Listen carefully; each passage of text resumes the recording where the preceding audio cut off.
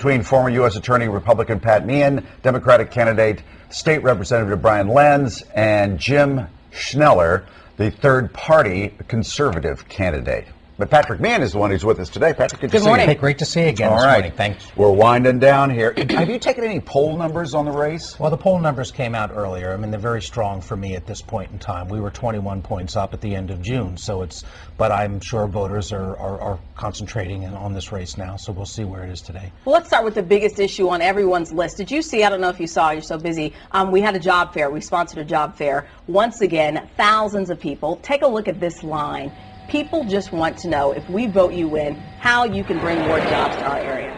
Well, I've been working very closely now, visiting businesses and those who create jobs, and we've been talking to people about what their experiences are and trying to see how we can help business owners create the opportunities for others to join them in their jobs. One of the things that we've been talking about is the concept of a payroll tax holiday.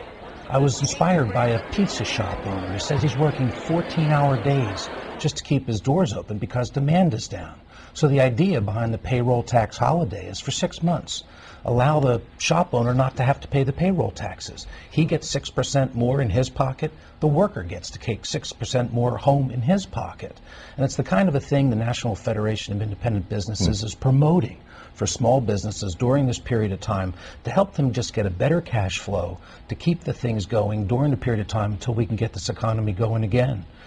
I met with angel investors. Now, these are the kinds of groups, we've got $2 trillion worth of equities sitting out on the sidelines. But how do we get that into the economy? Explain what an angel investor is, because it's interesting. These are the folks that have the money, that are looking for a way to take a good idea from its inception, where somebody at a business incubator in high technology or the sciences has a great product, but they have to get it to market.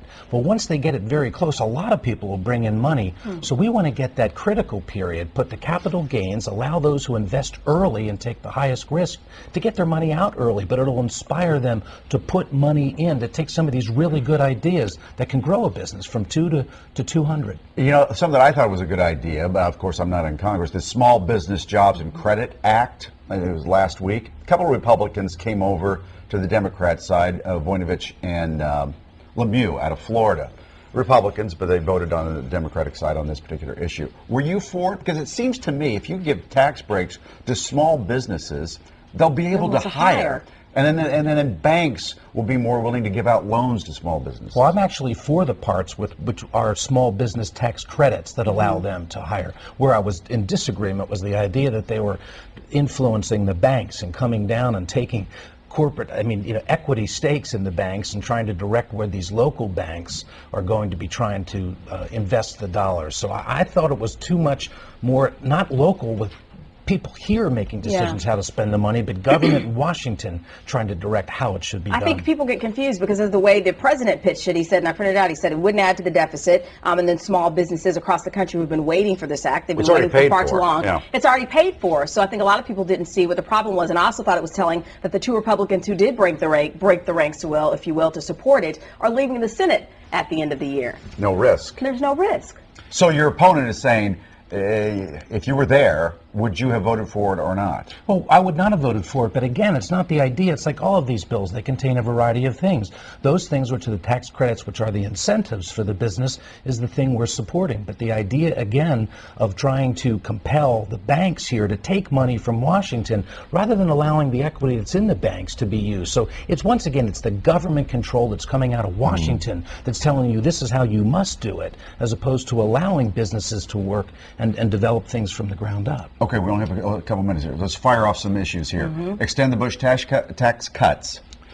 We have to do that. This is where the jobs are going to continue to be created. The people who are investing right now in creating jobs, wrong time to be raising taxes on anybody. Well, people say that if you, that the very wealthy will, if you give them a tax break, they're not going to put the money back into the system. Where you give middle class people some money, will spend it. Well, that's not a fact. The fact is that 25% of all consumer spending is generated by exactly those people. And that's the biggest issue right now, is the failure for consumer spending. Privatize Medicare, Social Security? Not for that. You're not going to do that? No, have not. Get rid of the Department of Education? No, I'm not in that either. I think we've got to go back and do across-the-board analysis of all of these departments. Let's see, I've called for budget that's going to look and make them perform, performance-based budgeting for all of the departments. All right, another big issue, you know, Tea Party, talk about the Tea Party. Lince's campaign manager, he said this quote, he said, he agrees with the Tea Party, and he says, you agree with Sarah Palin politics. Well, this is a guy that's trying to characterize. I mean, this is the